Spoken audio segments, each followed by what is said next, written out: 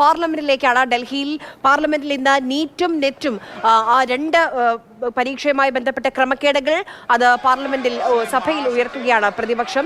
രാജ്യസഭയിലും ലോക്സഭയിലും അടിയന്തര പ്രമേയത്തിന് നോട്ടീസ് നൽകി കഴിഞ്ഞിട്ടുണ്ട് ഇന്ത്യ സഖ്യം. 116A Hindi and English version issued by the Speaker under the rules of procedure and conduct of business in Lok Sabha. माननीय सदस्यगण, आप सब वरिष्ठ सदस्य हैं.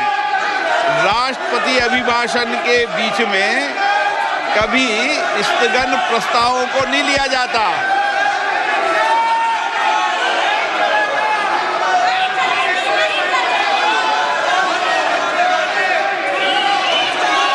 सदन की कार्रवाई आज 12 बजे तक के लिए स्थगित की जाती है. 12 മണി വരെ സഭ പിരിഞ്ഞിരിക്കുകയാണെന്നാണ് മനസ്സിലാക്കാൻ കഴിയുന്നത്. നീറ്റ് നെറ്റ് പരീക്ഷാ ക്രമക്കേടുകൾ പാർലമെന്റിൽ ഇന്ത്യ സഖ്യം അത് രാജ്യസഭയിലും ലോക്സഭയിലും ഒരേപോലെ അടിയന്തര പ്രമേയമായി കൊണ്ടുവരാൻ ശ്രമിക്കുകയായിരുന്നു. 12 മണി വരെ പിരിഞ്ഞിരിക്കുകയാണ് എന്നാണ് ഇപ്പോൾ ഓം ബിർള പറഞ്ഞത്. ലോക്സഭയിൽ നോട്ടീസ് നൽകിയത് NK പ്രേമചന്ദ്രൻ MP ആണ്. അതിലെടുത്ത് പറയേണ്ട മറ്റൊരു കാര്യം കൂടിയുണ്ട്. സാധാരണ രീതിയിൽ വെബ്സൈറ്റിൽ അടിയന്തര പ്രമേയത്തിന് നോട്ടീസ് നൽകാനുള്ള ഓപ്ഷൻ ഉണ്ടായിരുന്നു. പക്ഷേ ഇന്ന് ആ രീതിയിൽ ശ്രമിച്ചപ്പോൾ അത് കണ്ടില്ല. അങ്ങനെ അസാധാരണമായൊരു നടപടിയും ഈ വിഷയവുമായി ബന്ധപ്പെട്ട് ഇന്ന് കണ്ടു. നമുക്ക് ഇതുമായി ബന്ധപ്പെട്ട് രാഹുൽ ഗാന്ധി അല്പം മുൻപ് സംസാരിച്ചിരുന്നു, അത് കേൾക്കാം.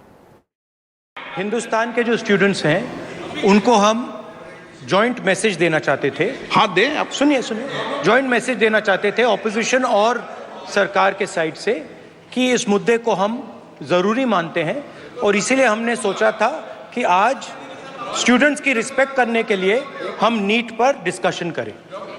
ठीक है, आप डेडिकेटेड डिस्कशन. अब बात यह है कि दो फोर्सेस हैं. एक तरफ नहीं माने. ഈ രാഹുൽ ഗാന്ധി സംസാരിച്ചത് വളരെ കൃത്യമായി പറയുകയായിരുന്നു. അതായത് വിദ്യാർത്ഥികൾക്ക് ഒരു സന്ദേശം കൊടുക്കാനാണ് ഞങ്ങൾ ആഗ്രഹിച്ചത്.